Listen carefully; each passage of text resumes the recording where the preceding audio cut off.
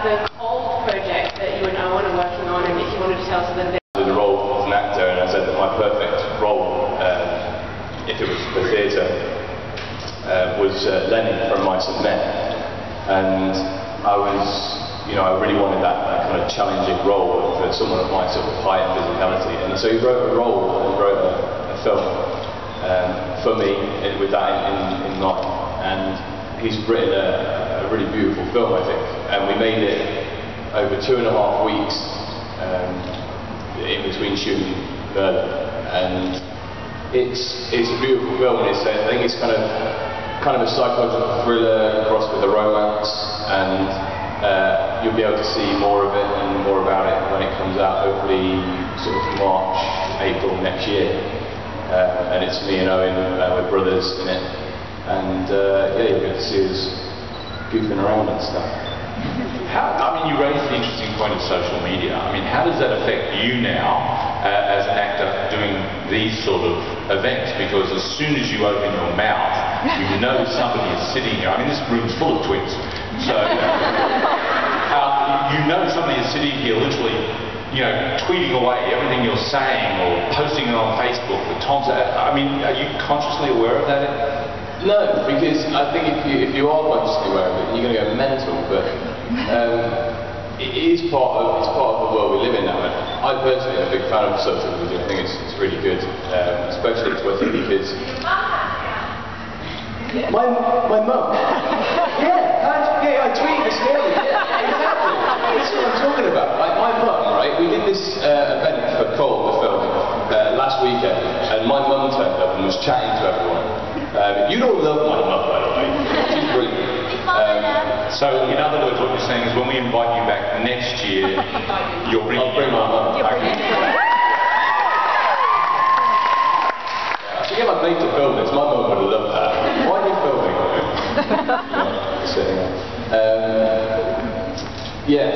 Exactly. Like my mum has a Twitter account now, and she's getting involved. But I just think it's a really good thing, and like Cold wouldn't have been made without Twitter, I don't think, because we did a thing called crowdfunding to make Cold. We did a thing called Indiegogo, and we basically gave people the opportunity to invest in our film for rewards such as signed autographs and being able to come on set, things like that. And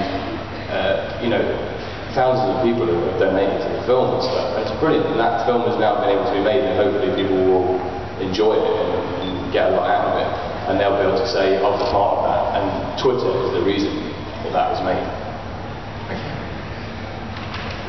Hi.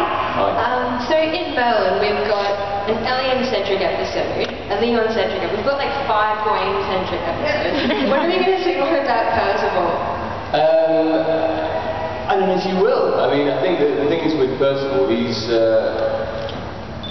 fairly quiet in terms of how much he sort of says and stuff. But I think there's so many characters. They have done a lot with, they've done the sort of ones with going and stuff. And I don't know if they think that Percival as a character, there's not a lot you can really do with him in terms of him holding the storyline. He's a very quiet character, and they've not necessarily explored him as a character.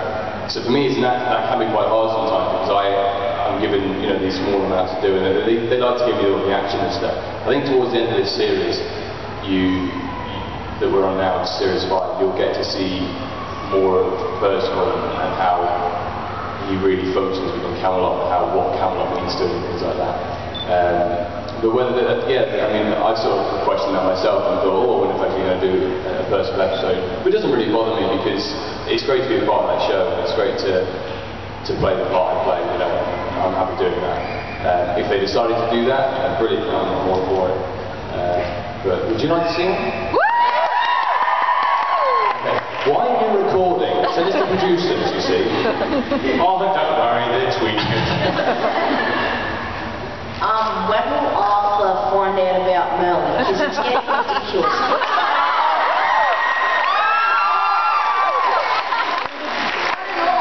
This guy's passionate about that question. I'm sure, look, at the end of the day, there's going to be a time where that happens, and I think it's just a matter of time. Hold your horses.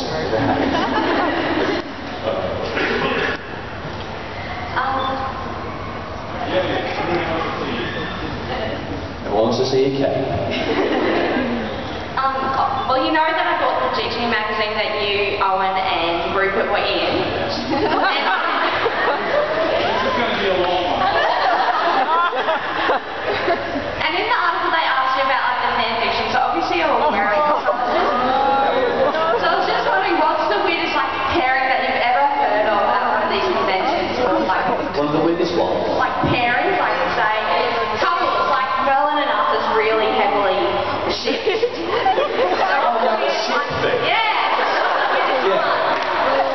I don't get this ship thing. Because I heard at this convention thing we did the weekend, someone was telling us about it, and what was it? There was Murdred is Merlin and Mordred. So Murdred, and I said it sounds like murder.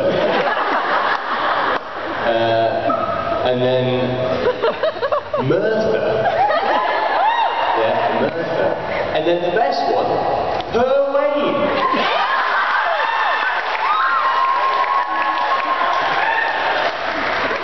So what's that all about? So what people are saying about me and old Wayne boy as a couple? To be fair, we were topless together in a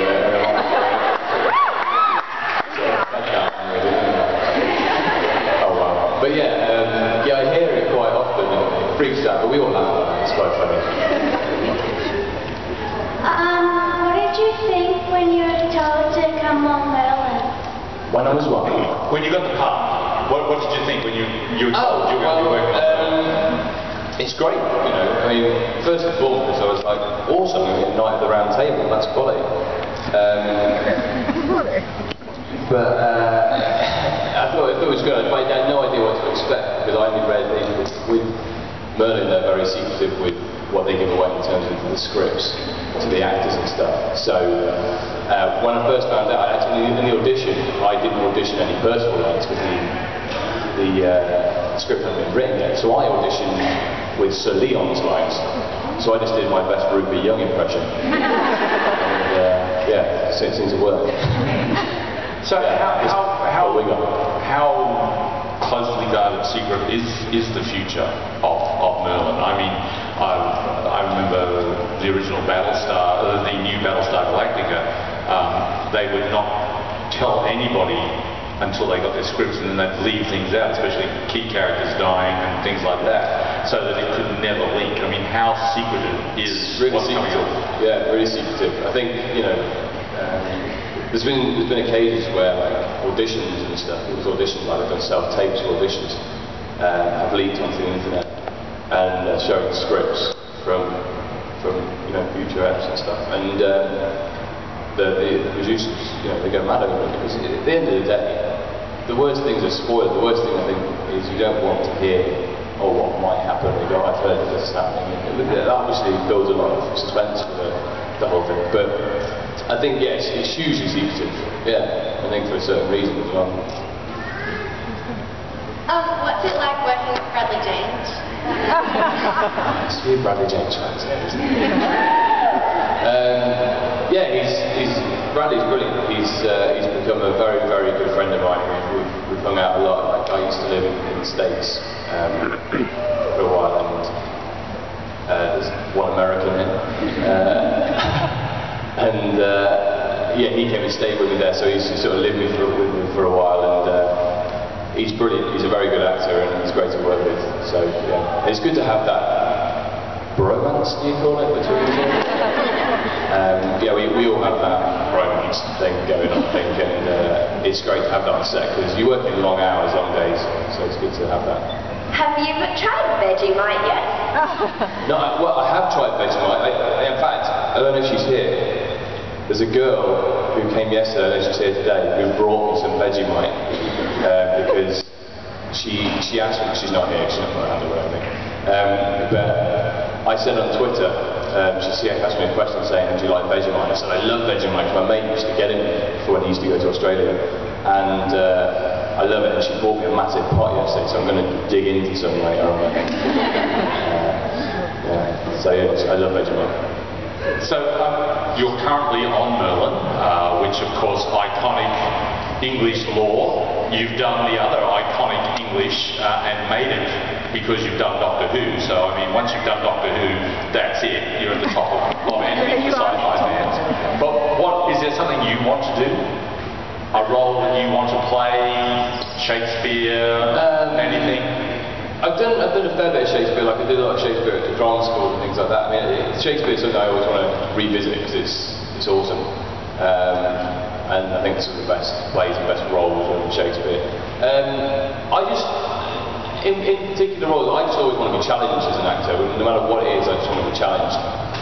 Because once you get comfortable, then it gets boring. And the last thing I want as an actor is to be bored, because I do this because I love it, not because I have to do it. It's hard, it's not easy to get roles as an actor. So the last thing you want to be on a job is bored. So if I'm being constantly challenged, then I don't really care what I do.